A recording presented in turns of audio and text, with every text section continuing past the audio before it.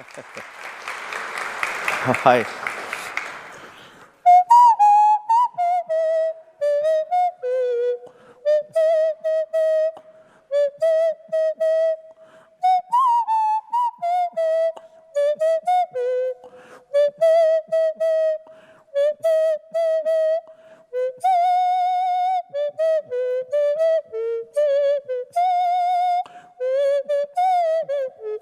Recognize this song? Recognize this song. It was a long time ago. It's a bit of a pleasure to me to fake a Kraftwerk song here in Germany. A bit of a guilty pleasure of some sort. Hi, I'm Jérémie. I used to be an activist. I used to do about everything that was in my power at the time, from campaigning to speaking to politicians, to speaking to journalists, to going around to try and defend freedoms online for a number of years.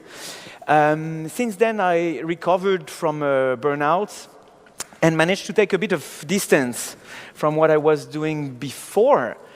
And this is what led me to a bit of a crazy, half-baked hypothesis that I want to submit to you today. I had this privilege to be able to take a distance from the field, a distance from the trenches, a distance from what was obvious to me some years ago, and I somehow wanted to share this privilege with you. Because we're facing troubled times, to say the least. This massive political crisis that we face in each and every country in the world, where people don't know where to look. People don't know if there is even a meaning to vote anymore, let alone for who to vote. I have the impression that this major political crisis matches somehow a technological and ethical crisis we're facing today. The same way we don't know where to look when it comes to politics, apparently we don't know where to look when it comes to technology. We know everything has gone to shit. We know everything is ruined. And still, we're looking for answers and they're not obvious yet.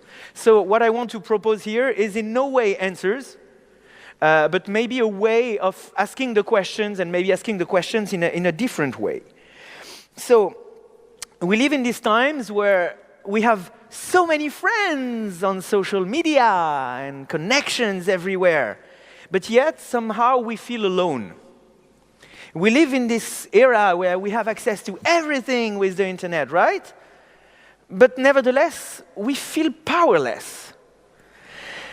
The half-baked theory I want to develop here is that maybe our relationship to the machine with an uppercase M, to the machines in general, to all these devices and bits and blips and bloops interconnected together, maybe our relationship to all this defines profoundly our relationship to each other, our relationship to power, and eventually our relationship to ourselves.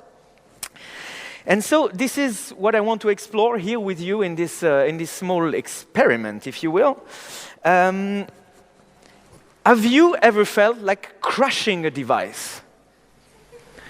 Have you ever, I'm going to ask you to raise your hand, have you ever felt something that was close to hate in relationship to the machines?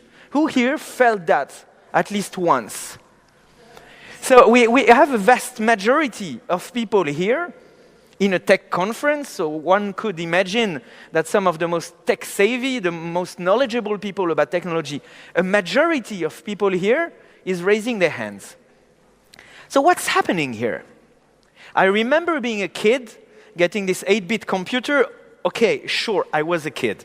And sure, it's my memory from being a kid, which makes it even less of a thing.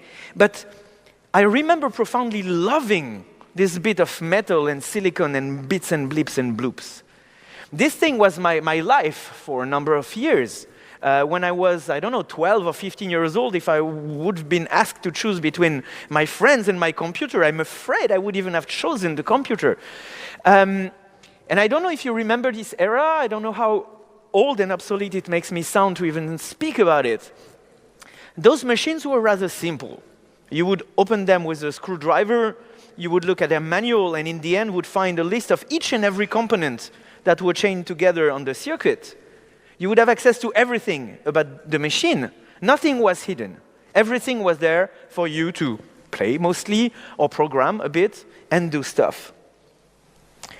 So, what happened?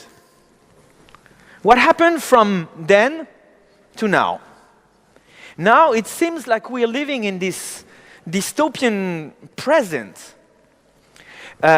where computers turn into our enemies. Or rather, computers have been engineered in a way where we would be their enemies. It's the cyber-military complex, if you want to call it somehow. It's what we've seen through the disclosures of Edward Snowden and many others. It's the fact that those companies, some of which are actually exposing in the next hall, are in bed with the NSA and with the foreign policy agenda of the US. Google, Apple, Facebook, Microsoft, all these people who became household names, all these companies whose legitimacy is usually not opposed by anyone, those products and services that are used by a vast majority of people online, integrate in their design parameters that make us the enemies. Those black boxes, those devices we have in our pockets, actually computers, actually two computers. One we can control, and one that has been kept by design away from us, away from the remote possibility that we will control it, that we will understand it. It's called the baseband chip. And this chip somehow also called the master chip, when the one we control is called the slave chip. This is not just a technical term. This is a profound shift in the way computers are built and in the way we should be understanding computers. We've been excluded from computers. We've been expropriated from the very own devices we think we own and we carry along with us in our pockets. Hence, that feeling of unfairness. When something fails, it may be the case that there's nothing you could do about it. Hence, this feeling that stuff is being left unexplained, that we're out of control. And this is what it feels when you're truly excluded from something. I would call this the hatred-based computing.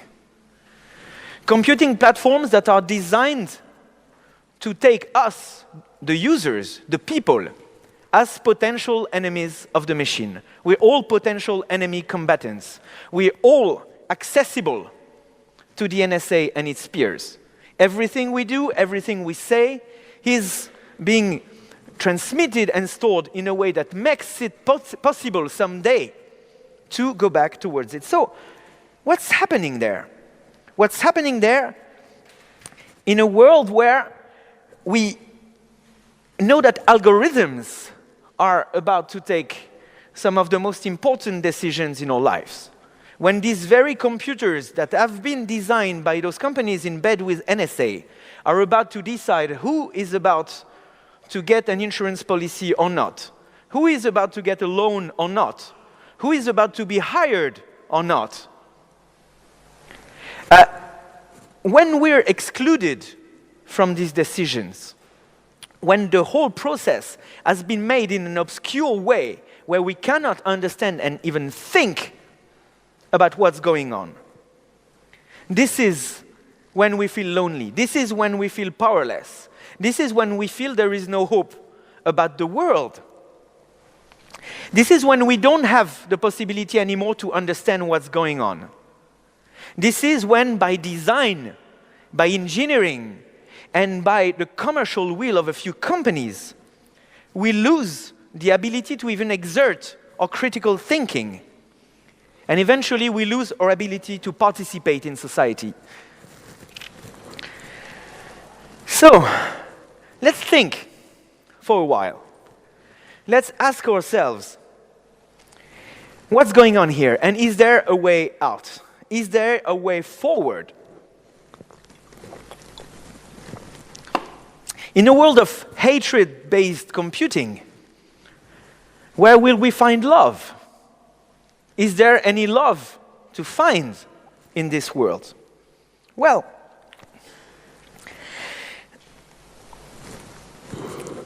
we may ask ourselves what love is about, and we may spend our whole life asking ourselves these questions. I'm in no way, as I said earlier, trying to bring any answer to anything. Just asking questions here.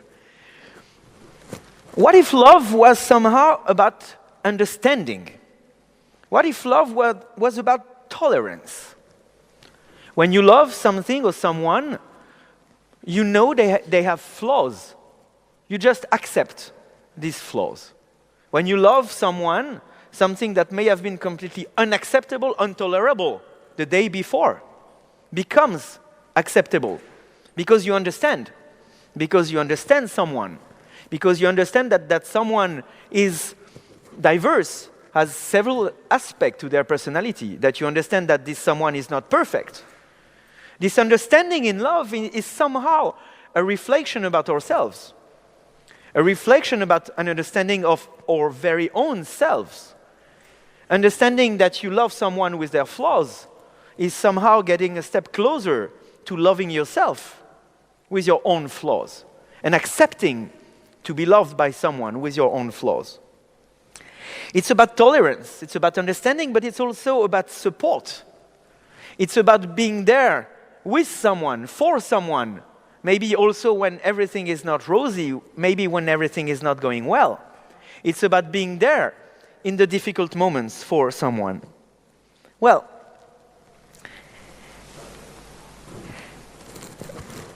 my half-baked theory here is that we find that love in computing. We find that love in technology. It is there, out there for us to find. You've all heard of free and libre software, right? So far it has been sold to us by nerds, for nerds, and I'm a nerd myself, so I don't say this as an insult. But so far it has been understood as a rather technical matter, right? It's about a license, it's about legalese and law, and who likes that, except twisted lawyers.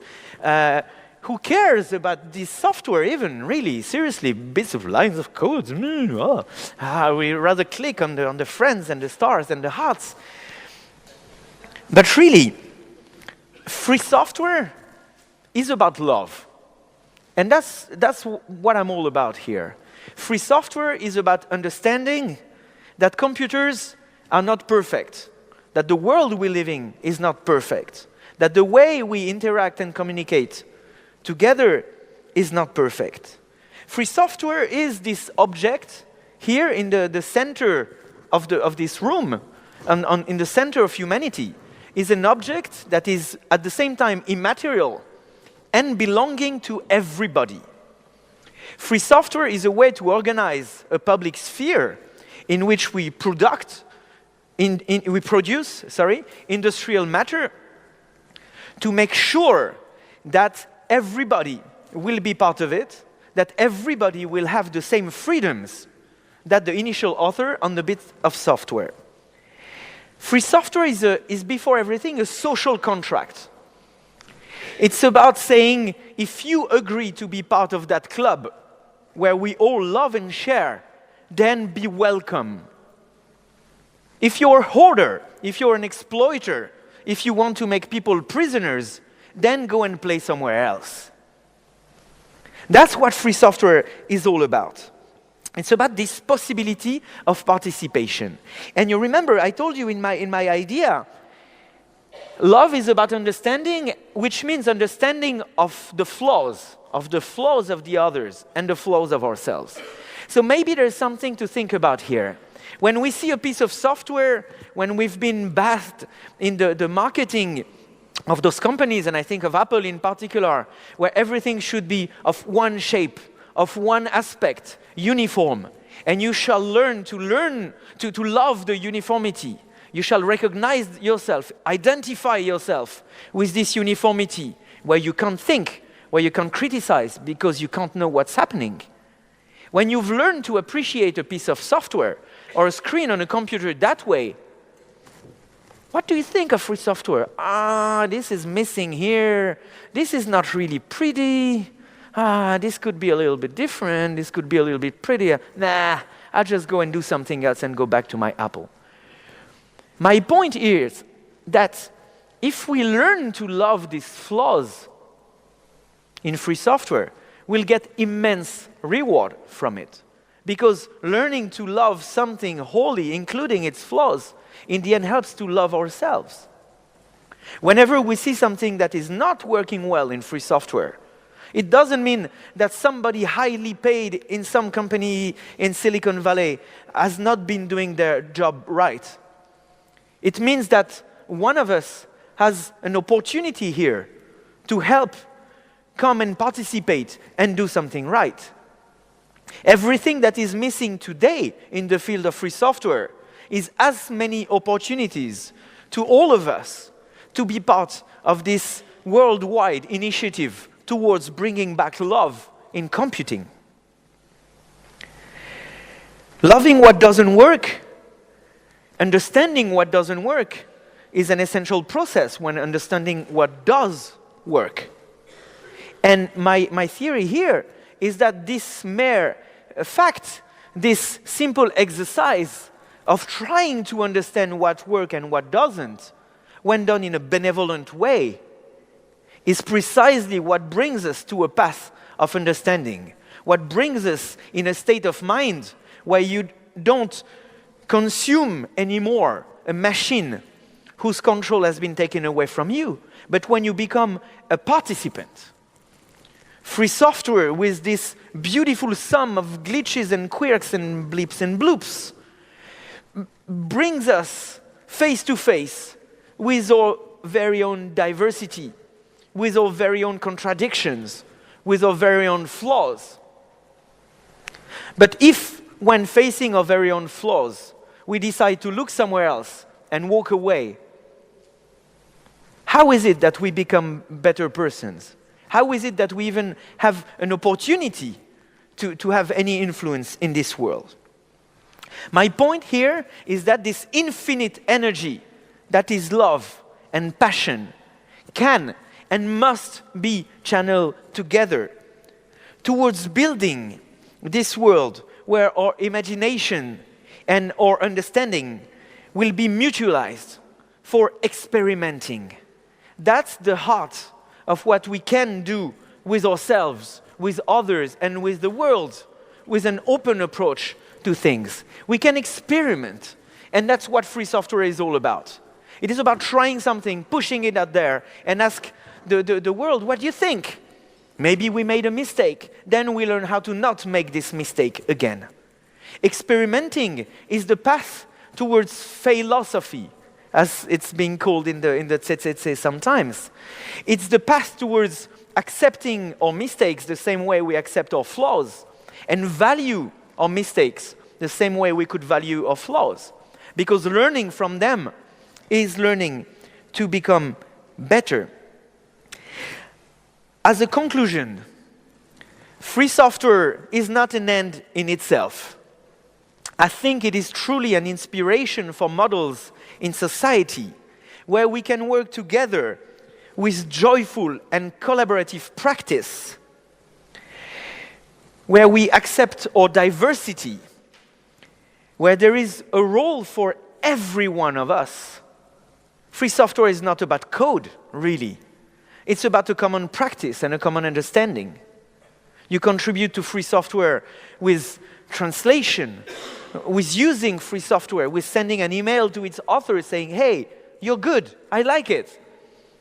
You contribute to free software sometimes with graphic design, with sparing a few cycles of your online time to just speak about it, by giving legal advice, or by just buying a beer to somebody being part of this beautiful experiment. So a joyful practice with a role for everyone, where we learn collectively about our flaws, where we learn about to fail and to love our failures and learn about our failures, I think, is the path to understanding. is the path to being part of something when we felt left alone, is the path to that feeling of belonging that we sometimes miss when we feel alone. A feeling of belonging based on love, love of the others, love of a better world we can build together, and maybe, hopefully, love of ourselves.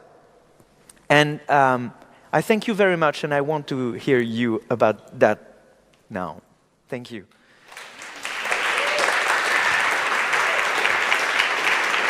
Oh, so.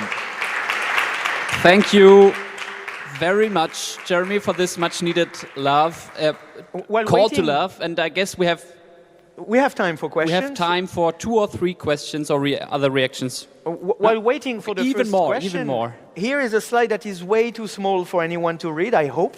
So we don't waste time with reading slides, okay, which is a small panorama of free software projects that I think give hope in the future, that are some of the most, the projects that gave me the most joy in the last weeks and months. Don't try to read it now, you can look it up later on the video or whatever. Shit, it's actually readable. Should have used smaller fonts. Well, yes, for questions and all. Any questions? Yes.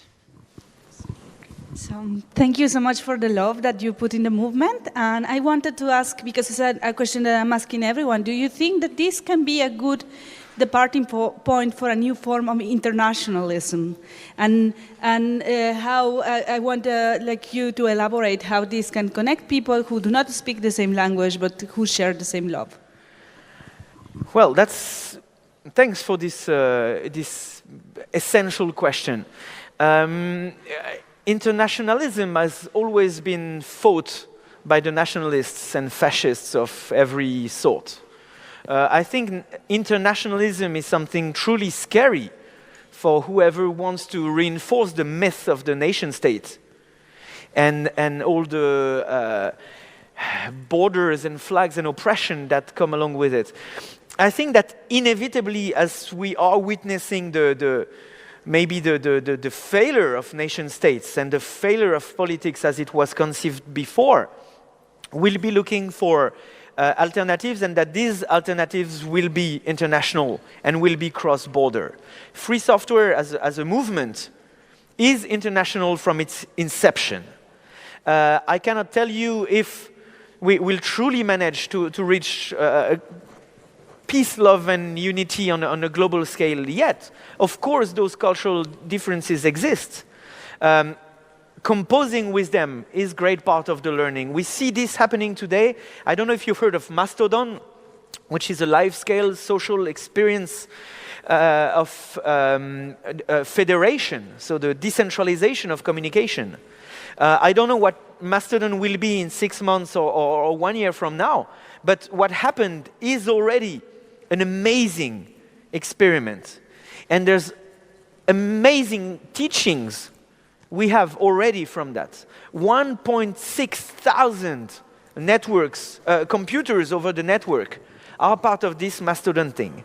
And on this network, some people in Japan find it natural and it's culturally acceptable to send drawings of little kids in suggestive positions. It is culturally okay in Japan. In France, it's a criminal offense. Drawing of underage is a criminal offense. So how do we bridge this gap? I honestly have no clue.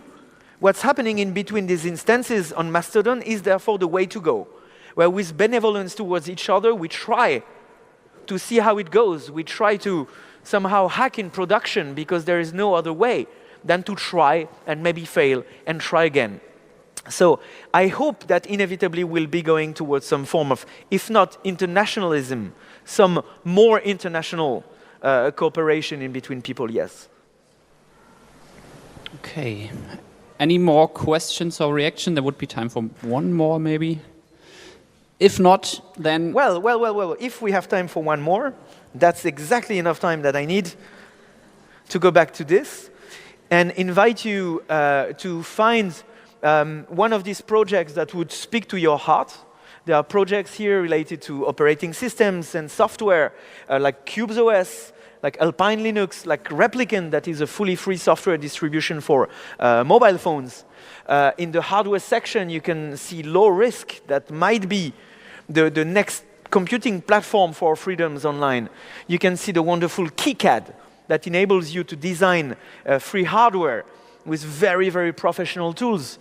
You can see Omimo, the protocol will be speaking next in order to encrypt our communications online, or OPMSG, that may be a replacement for GPG. Sorry for the acronyms, I'm not responsible for the names of these projects. You can see My Own Cloud or Wayuno Host here. Ask yourself what you could do to contribute 5 minutes, 30 minutes of your time to one of these projects. It can be really one tweet, one blog post. It can be making a donation of 1 or 10 euros. It can be going to the mailing list and say, hi, I love you guys. It can be as simple as using it for 10 minutes and finding something that you think could be optimized and contribute that as a bug report or feature request. Ask not what free software can do to you, but what you can do for free software. Okay, I think that's a good sentence for the end. Again, many, many thanks and much love, Jérémie.